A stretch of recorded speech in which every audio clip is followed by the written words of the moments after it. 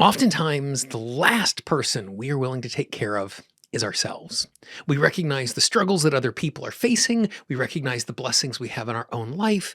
And because of this, as we show up in the world, we have a tendency to put ourselves last.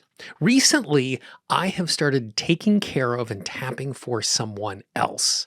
And in the process of doing it, I've actually started taking care of myself. And this is a person who I never dreamed I would be tapping for. And it's a little bit odd, but it has made all of the difference. And I think it's someone you should be tapping for as well. Today in the podcast, I'm going to talk about this unique tapping relationship I have created.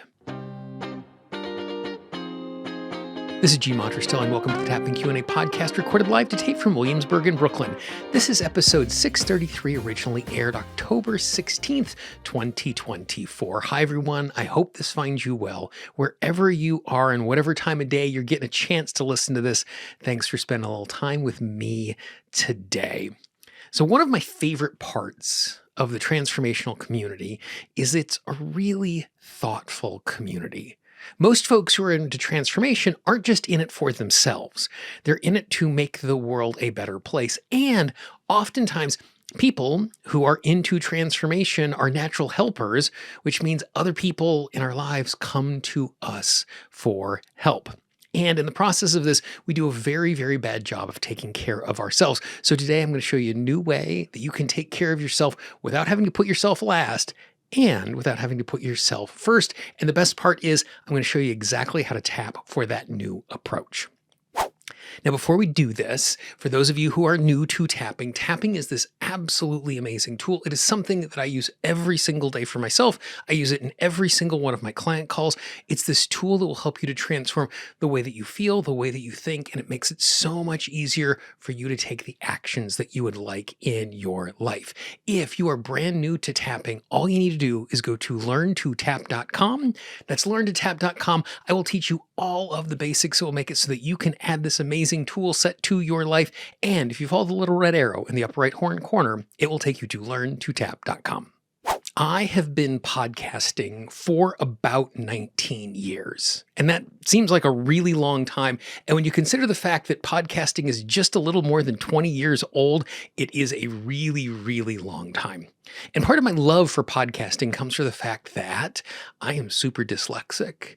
And so I've always loved learning from hearing stuff and being in a circumstance where there are online teleseminars and conference calls and all of that stuff over the course of the last 25 and 30 years has enriched my life so much. And, dirty little secret, the only job I've ever wanted in my entire life was to be a radio DJ. Not because I like playing the music, but I love the sense of connection. Years and years and years ago, this would have been in the late 90s, I was doing dishes in my kitchen, listening to the radio, and the DJ asked a rhetorical question, and I answered it out loud. And I wasn't embarrassed that I was talking to the radio, but instead I'm like, oh my gosh, this is such a powerful tool. This is a person sitting in a studio somewhere that's touching lives everywhere. So I've always loved podcasting. Because I have been so interested in podcasting and I've been podcasting for so long, in order to enhance my craft, because this actually is a craft, I listen to a lot of podcasts about podcasting. Yes, it's true. There are podcasts about how to podcast better. And one of the ones that I listen to is a podcast called The Feed. The Feed is a podcast that is produced by Libsyn. Libsyn is the company that is my podcast hosting provider. So if you've ever downloaded an MP3 version of my podcast, it lives on their servers. They make it possible for you to easily get those audios. And the podcast is hosted by Elsie Escobar and Rob Walsh. And something really funny started happening on the show a number of years ago. While they were in the middle of recording the show where there was a mistake or they were missing a piece of information at the time of recording, what Rob would say is, well, what I would like is I hope future Elsie can figure this out, or future Elsie can insert in here the thing that we are missing. And what he was talking about was his co-host, because Elsie, in addition to being an amazing host for the show, also is the one who edits the episodes. And so as they were recording in real time, what Rob was doing was not something they needed to solve right now, but it was like this character who started showing up in the show, future Elsie. because when she was listening back to the audio, she would fix that sort of stuff, which was very, very cute. And it's a great part of the show. And it also contains some truth. And so one day I was working on something and I was talking to someone about a problem that was in front of me. And just out of nowhere, because of this, I said, that's a problem for future Jean to take care of. And the moment I said that, it was really interesting. Like, I was saying it kind of as a joke, like, I don't want to worry about this right now. But what was interesting is energetically, it felt really different in my body. Like, there's one thing where you say, oh, I got to do this thing. There's another thing where future Jean will take care of that. Both of those statements are about me in the future trying to solve a problem. But the assignment of, oh, I got to do that thing versus future Jean will take care of it felt completely different. And so in my life, as I was navigating things, I just started saying that more and more when things were in front of me. Instead of having to solve the problem right now and having to feel heavy because I had to do it in the future, I started to go, future Jean will take care of that. And I wasn't doing it in a way where I was letting go of my responsibility in the moment. I wasn't doing it in a way where I was just ignoring what was going on, but by moving it into the future.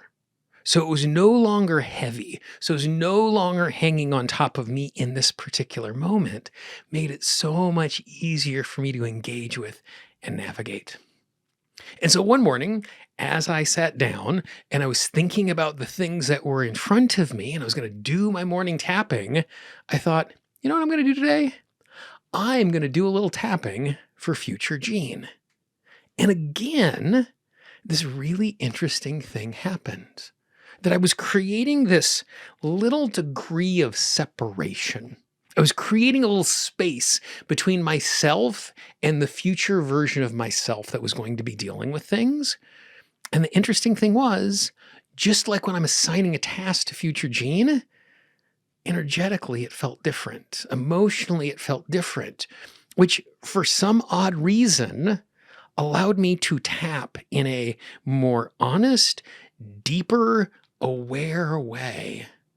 Because we have this resistance, I wasn't being self-indulgent of tuning into myself and trying to solve a problem for myself. I was doing it for someone else who happened to be the future version of me. And again, like, the subconscious mind is so weird.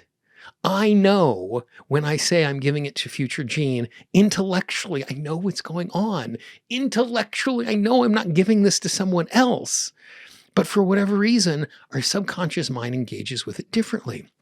And so I started bringing that into my tapping. And now I find myself tapping with an inner child version of myself as much as I am tapping with future Jean. And so what we're going to do right now is we're just going to do a little tapping. I'm going to demonstrate what that tapping is like. It's not going to be super, super complicated. You're going to see how easy it is to introduce this.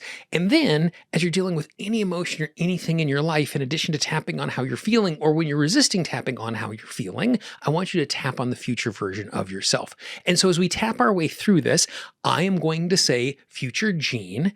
And obviously, when we do this, you are going to say your name. Now, if you're that super small percentage of the population whose name is Jean, you can tap along with me. But if your name's not Jean, replace Jean with your name, how you refer to yourself. So tap on the side of the hand, take a nice big deep breath.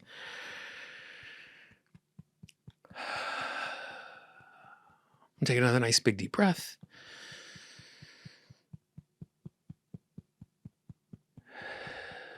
And just move from tapping point to tapping point, repeating after me. I recognize the fact future Jean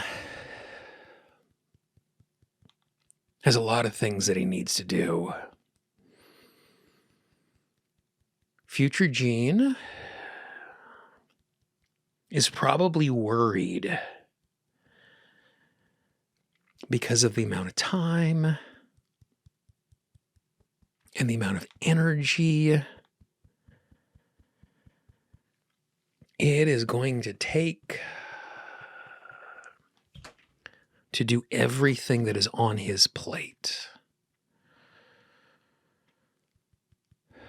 And I want future Gene to know, even if he doesn't do it perfectly, he's going to do it well enough. Even if things don't go exactly as planned, they will get done. I want future Gene to know he is capable. It is possible for him to be able to manage whatever is in front of him. I also want future Gene to know he's allowed to ask for support. He's allowed to not know what to do. He's allowed to do experiments. And he's allowed to learn along the way.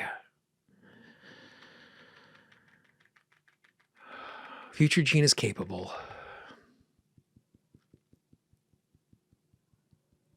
Future Gene is talented. Future Gene is tenacious.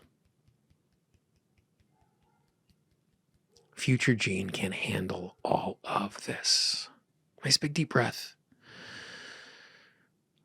And again, we tapped in a really generic way there, but it was really interesting. Like, as I'm tapping on this, and this is something I tap on the regular, how easy it was for me to engage with this, how easy it was for me to say those things, where it's hard for me sometimes to say, I am talented, I am capable, I can handle this.